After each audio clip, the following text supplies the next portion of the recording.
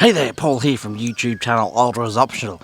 Today we're doing a two-year review, 30,000 Ks reviews on the Great Wall Motors China Cannon Ute. It's been 2 years, 30,000 Ks, time you and me had a chat about the Ute. We paid $37,000 for the Ute, and we got the Povo pack, so we got the base model. But it came with a lot of stuff that we got. The extra money for the next one up we didn't really need, and we've been really pleased and stand by that original purchase. So it's just coming in on 2 years since we bought the Ute. We paid $37,000 with a 7-year unlimited kilometre warranty. The extras we got on the Ute were just the wind deflectors in the back, tonneau and a tow bar. That cost enough. But other than that, we got the Povo pack, stock standard, with all the gear that you really need. We didn't get the reef racks as stock, but we put them on with the canopy, and we got the tonneau cover, which was good. The Ute liner comes sprayed already, so that was pretty good. But yep, just on 2 years, $37,000 with a 7-year unlimited kilometre warranty. I thought that was pretty good buying. I've always been a Mazda fan with my Utes, but just couldn't go past the price of $37,000 for brand new 7-year warranty. But the proof will be in the pudding. But I got to tell you, after 2 years, I want to give you some review of what it's been like after 2 years today.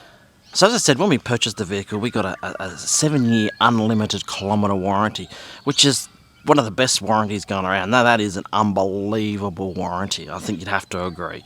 A commercial vehicle in a Ute, 7 years unlimited kilometre, paint, panel and mechanics, that's a phenomenal warranty. What I really like about that warranty is that I can have the vehicle for 5 years, and I reckon after about 5 years we will have done just under 100,000 Ks. I can then sell this vehicle with 2 years further warranty, as the warranty is transferable. So in 5 years I'm going to sell this Ute with 100,000 Ks with 2-year factory warranty. That's got to be of some value. I mean, everyone talks about how you're going to lose so much money on these GWMs, but I reckon a 2-year-old diesel Ute with 100,000 Ks and 2 years factory warranty is still going to get you 15, 20 grand. So that's 50% of what I paid for it. If you buy a Mazda for 50, 60, 50% of that, it's no different. It's going to work out very much the same, except I didn't have to pay up front. Now, whether the vehicle lasts for the 5 years, that will be something to tell. But at this stage, everything's going to plan. So we've had 3 services on the vehicle. We just clocked over 30,000 Ks. So we've had 3 services.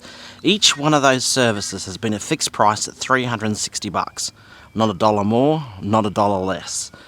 That is once a year or every 15,000 kilometres. I got to tell you, $360 for a service these days, once a year, I think is dirt cheap. I think that's great value. I'd have to say so far the servicing of the costs of this vehicle has been a big fat winner.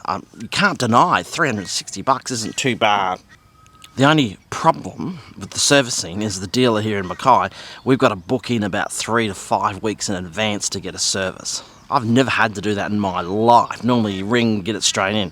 But no, we have to book 3 to 5 weeks in advance to get a service. And I tell you, you've got to be careful of that, because if you're going on a long trip, you can't get extra warranty. So your fixed servicing runs out if you don't have it serviced on time. So part of it is you have to get it serviced on exactly the right kilometrage. You can't go more than about 1,000 Ks over when it says. If you do, it affects this fixed servicing, apparently. I asked my daughter, Melita, what would you like to know if you're going to be buying a car, one of these 2 years old, or you had one of these that you're looking at to buy new? What would you want to know?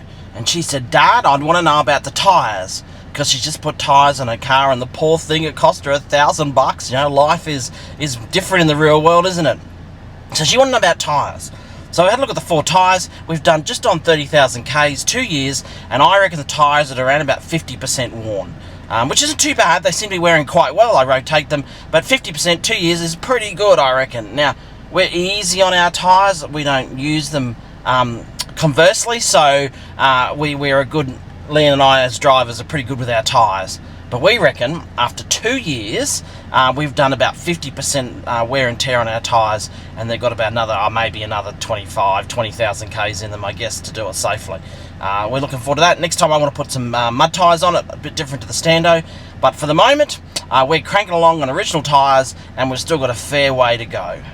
One of the questions we get asked all the time about our GWM, because because they're pretty new 2 years ago when we got this. The novelty is starting to wear off as people have seen them around. We live in a country town in Mackay, and they're everywhere. You know, as long as you buy a pink car, all of a sudden there's pink cars everywhere. Well, both Lee and I have noticed we see lots of GWM Cannon Utes around, a lot. But I mean, you represent the value you pay for them. You can see why they're so popular. Fuel economy in this car has been pretty good. It's a 2-litre turbo diesel, so we get about, on average, I've done to and from sums, I've done a towing, I've done it all, but we work on around 10 litres per 100k. Seems to average out in all towing, all normal conditions, driving around town on the highway, everything like that. We budget on 10 litres per 100k, so that seems to be fairly safe around that figure. Considering the vehicle can tow 3 tonne and is a big vehicle, if you look at the dimensions, it's as big as bigger than the Hilux, about the same size, slightly bigger than a Ranger. It's a big vehicle, and we get on average, as I said, around that 10 litres per 100k's, and we're pretty happy with that. I think that's pretty good.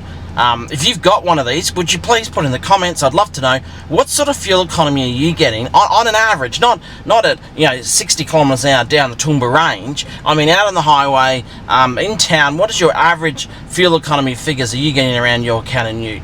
Be very curious to know. We're getting around that 10 litres per 100k's. Some of you, or a lot of you, will be looking at one of these vehicles to tow. It can tow up to 3 tonne, and look, the reality is the amount of vehicles that can tow 3 tonne now are getting less and less. Certainly, I would suspect that this is probably the cheapest vehicle you can buy new that you can tow 3 tonne. I don't know that for sure, but I reckon it had to be pretty close, particularly if you're looking for a 4-wheel drive ute. In terms of a 4-wheel drive ute to tow 3 tonne, this is about as good a value as you're going to get. Now, I have a different opinion on this. You don't have to agree with this, but I grew up in the old days where you never towed more than the weight of your vehicle. I wouldn't tow 3 tonne with this vehicle, but it's legal to tow at 3 tonne. Wheels by the Ocean, he tows his caravan 3 tonne.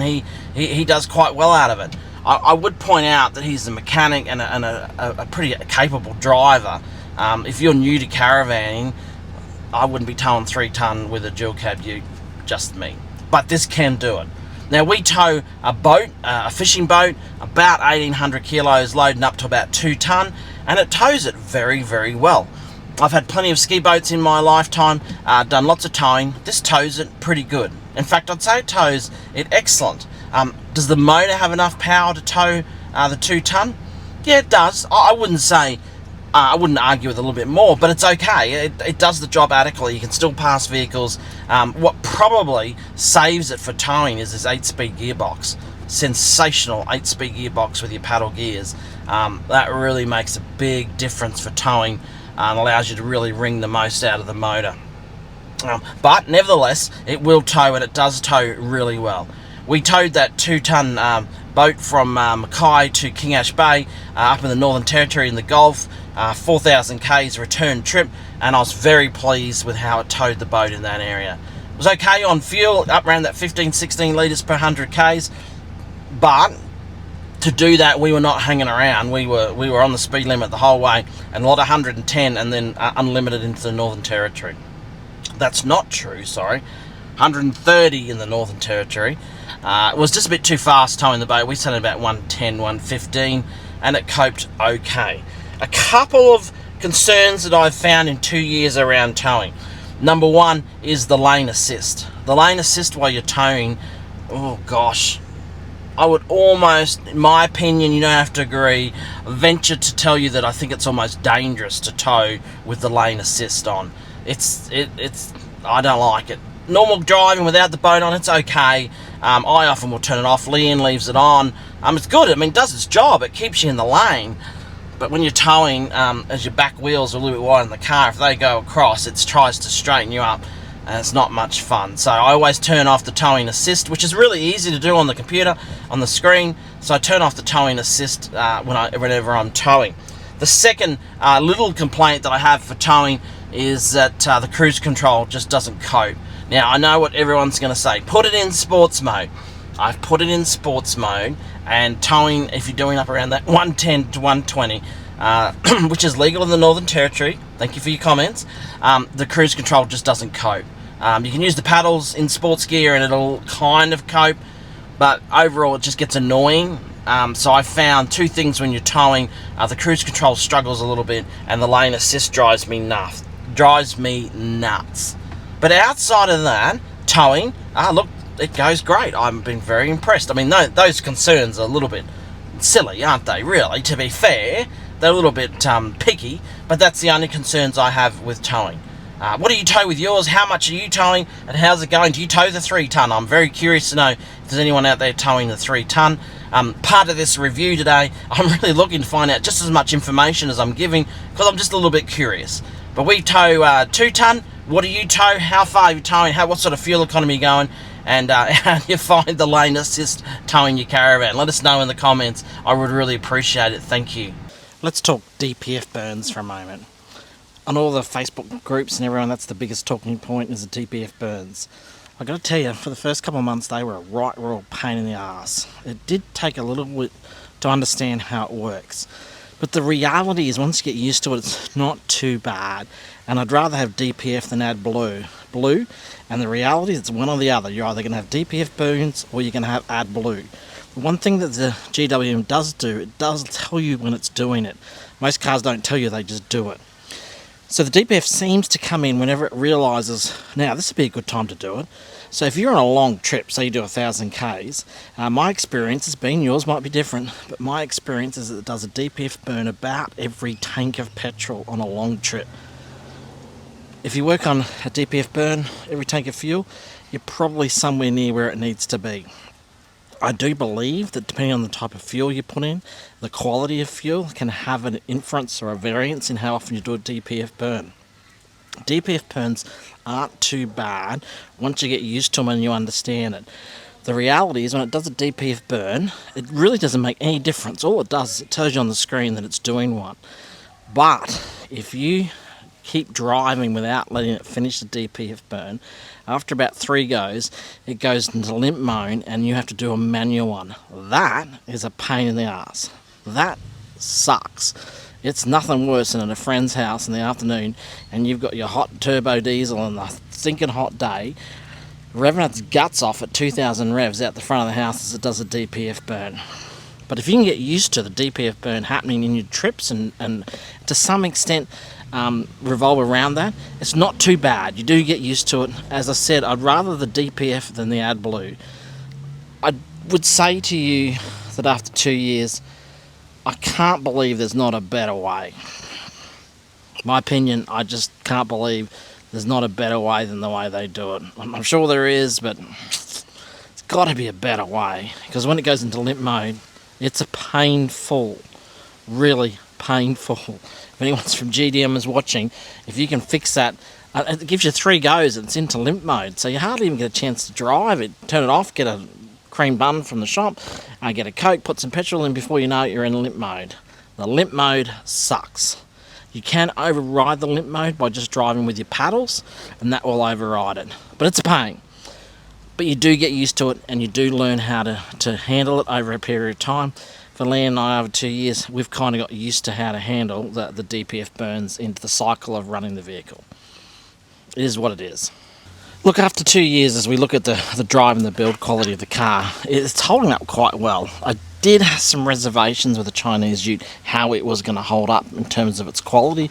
Was it going to rattle itself to death? Was stuff just going to fall apart? Was the seatbelt going to let go?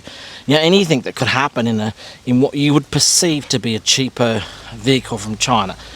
Let's be fair, China doesn't always have the best reputation in what it manufactures and makes out of China. I don't think that's a totally unfair comment, so I was exceptionally nervous around that. I don't know what to tell you. All I can say is after 2 years and 30,000 kilometres, the build quality is handling up exceptionally well. I don't know if that's because my expectations were low, but it is holding up exceptionally well. No rattles, no fundamental failures of parts that should have lasted more than 2 years. And that has been also by the point we've had no recalls in the 2 years. Every other manufacturer seems to be having recalls. At this stage, that could change. We have had no recalls where we need to take the vehicle back, which is a pain for a recall. So no recalls, and everything seems to be holding up reasonably well. In fact, I'd have to say, in all due fairness, everything's holding up very, very well. Now, the engine and the gearbox that comes with this car is quite an interesting arrangement. It's a 2-litre turbo diesel, which is not a big motor. It's been more than adequate. I wouldn't say it's throw you in the back seat powerful, but it's enough, and it seems to go all right. It has, I think it's 120 kilowatts of power with 400 newton meters of torque. It's okay. Look, 20 years ago, that would have been extraordinary. It's not bad. It's not the best, it's not class leading, but it's not bad. Where it does go terribly well is its 8-speed gearbox. That ZF 8-speed gearbox is outstanding. That is very, very good. The only issue I have with the motor is it just does suffer from a little bit of turbo lag, which can be painful when you're accelerating from an intersection. The turbo lag is a problem. I would envisage, which I'd like to do, with a throttle controller, you could overtake that. If anyone wants to try me out with a throttle controller, I'll have a go. But that turbo lag is a problem. It's painful. You get used to it. But that's probably an area I think could be improved in the next model, is the turbo lag. Get a throttle controller and you sort it out, but it's painful. That's the only thing I've got to say with the engine and gearbox of a criticism is the turbo lag. On that, it's excellent. Number 12, the panel and paint. Look, the panel and paint is holding up very, very well, I must say. I'm assuming, I believe so, that with a 7-year warranty includes panel and paint. And thus far, I've got to tell you this: the panel and paint is holding up exceptionally well. There's no rust coming anywhere, and we live on the coast. More than happy with the panel and paint. 2 years, 30,000 Ks. Panel and paint is holding up exceptionally well. No issues there at all. Look, it's actually, again, I just don't know whether my expectations were not that high, but its abilities in four-wheel drive are quite extraordinary. It does come with a factory rear diff locker, and I've had it in a few scenarios. It's pretty good. I've had all sorts of four-wheel drives, from Land Cruisers to Mazdas to Fords, all sorts. Pajeros, I got to tell you, I can only tell you from my experiencing, four-wheel drive, it holds up very good. I think 4WD 24/7 did a thing on all the different utes, and the one area that the GWM went exceptionally well was at its ability off-road. I've got to tell you again, only from my experience, that its abilities off-road have been sensational. Now, I'm not taking it up vertical inclines, I'm not taking up rock steps. We're just basic four-wheel drive here and there, and sometimes sticking into four-wheel drive on the sand at the beach and sticking the boat in and out of the water. So we're not heavy-duty four-wheel drive users. I have been in the past, and I think that it would go okay in those areas. But for your basic mum and dad who want a four-wheel drive to go off-road a little bit, to go camping and launch the boat in the mud, or to go in the sand, it's outstanding. That diff locker is a real winner. A couple of times, been a bit dicey, stuck the diff locker in, straight out. Very impressed with the four-wheel drive capabilities of the car, if you have fair expectations for what it can deliver. Some of the things that my daughter talked about, it does have Apple CarPlay. It works fine. It seems to be working really well. Sound system's pretty good. After 2 years, sound system's reasonable quality. It's from Stocko standard, and it's holding up quite well. Air conditioning. In the reviews that I read prior to the purchase, there was lots of concerns around the air conditioning holding up in the summer here in Australia. Look, we live in far north Queensland. I've taken it into Northern Territory. I've got to tell you, I've had no issues with the air conditioning at all. It has been fantastic. Copes, no dramas. We have got the windows all heavily window tinted, but I've got to look you in the eye and say that the air conditioning's been adequate, more than adequate, fantastic. I can't say I've ever felt in the car, in the heat, that the air conditioning's not coping. So I think that was a bit of a fallacy put forward by people, I guess, who are the negative Nellies, the haters on what the GWM's going to be. But for us, the air conditioning's been fantastic. It is a long ute and a wide ute. It is quite a big vehicle. So the room in the back is quite adequate on long trips. The rooms in the front's adequate. The comfort's there. It's quite beautiful and comfortable to drive. No dramas there whatsoever. I'm really impressed with its basic creature comforts of the vehicle. It seems to go okay.